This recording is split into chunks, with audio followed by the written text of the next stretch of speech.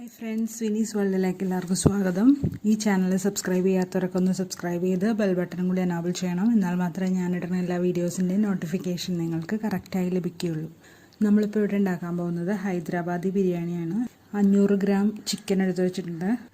4 glass basmati rice കുതിർത്തി വെച്ചേക്കുകയാണ്. നിങ്ങൾക്ക് ആവശ്യത്തിനനുസരിച്ച് എടുത്താൽ മതിയേ. 2 ഗ്ലാസ് മതിയെങ്കിൽ 2 ഗ്ലാസ് എടുക്കുക. 2 സവാള നീളത്തിലരിഞ്ഞത് വേണം. മല്ലിയില പുതിനയില്ല അത് 1/4 കപ്പ് വീതം വേണം, രണ്ടും വേണം.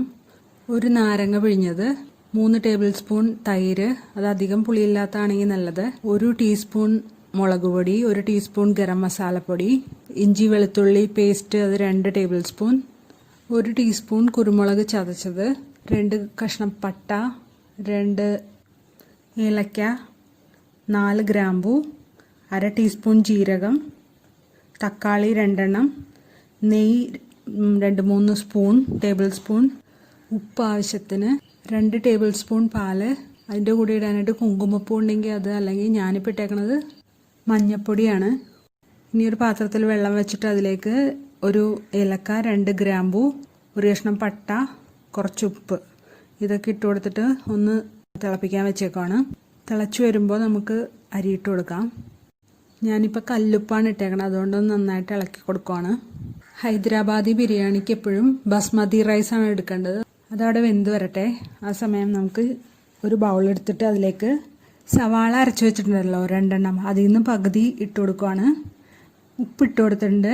ഇഞ്ചി വെളുത്തുള്ളി പേസ്റ്റ് 2 ടേബിൾ സ്പൂൺ എടുത്ത് വെച്ചിട്ടില്ല, അതിൽ നിന്ന് 1 ടേബിൾ സ്പൂൺ ഇട്ട് കൊടുക്കുന്നുണ്ട്.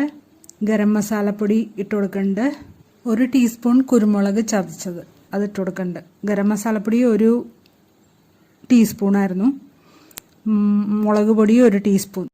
പുളി അധികമില്ലാത്ത 2 ടേബിൾ സ്പൂൺ തൈര്, 2 ടേബിൾ സ്പൂൺ നാരങ്ങ നീര്, അതെല്ലാം കൂടി മിക്സ് ചെയ്യുക. അതിലേക്ക് നമ്മൾ എടുത്തു വെച്ചേക്കണം ചിക്കൻ ഇട്ട് കൊടുക്കുക. എന്നിട്ട് നന്നായിട്ട് മിക്സ് ചെയ്ത് കൊടുക്കുക. ഇനി നമ്മൾ 1/4 ടീസ്പൂൺ മഞ്ഞൾപ്പൊടി കൂടി ഇട്ട് കൊടുക്കണം. ചോപ്പ് ചെയ്ത് വെച്ചേക്കണ മല്ലിയില പുതിനയില ഇതും കൂടി ഇട്ട് നന്നായിട്ട് തിരുമ്മി കൊടുക്കണം. എന്നിട്ട് 1 അരമണിക്കൂർ നമുക്കിത് റെസ്റ്റ് ചെയ്യാൻ വെക്കാം.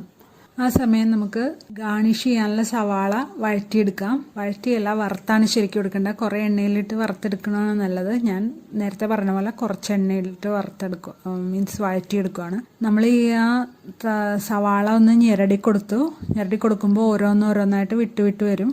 അപ്പോൾ നമ്മൾ ദം ചെയ്യാനുള്ളൊരു പാത്രമാണ് എടുക്കേണ്ടത്. ആ പാത്രത്തിൽ 3 ടേബിൾ സ്പൂൺ നെയ്യ് ഒഴിച്ചിട്ടുണ്ട്.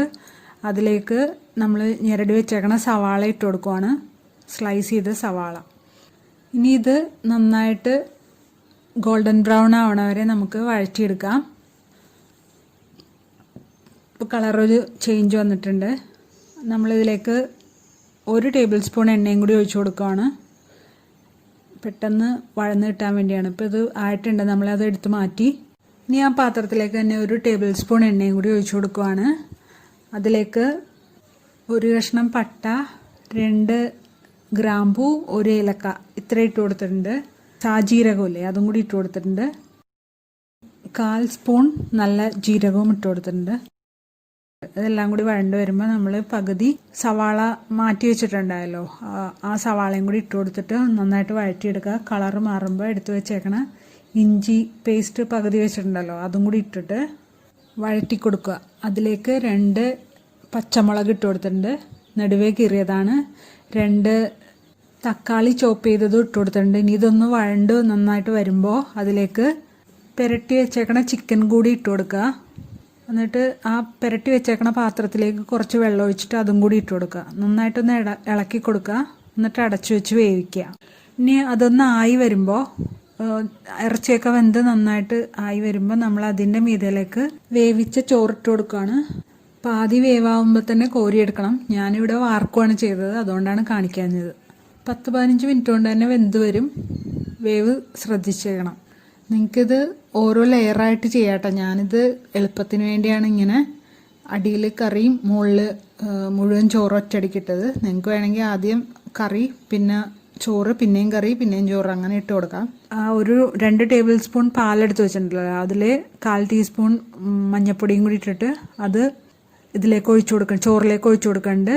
പിന്നെ എടുത്തു വെച്ചേക്കണ സവാള ഗാർണിഷ് ചെയ്ത് കൊടുക്കുന്നുണ്ട്. നിങ്ങൾക്ക് വേണമെങ്കിൽ നട്ട്സും റൈസിൻസും ഒക്കെ ഇട്ട് കൊടുക്കാം കേട്ടോ. ഞാനതൊന്നും ഇട്ടിട്ടില്ല. അതും നെയ്യിൽ ഫ്രൈ ചെയ്ത് അതിട്ടാൽ മതി.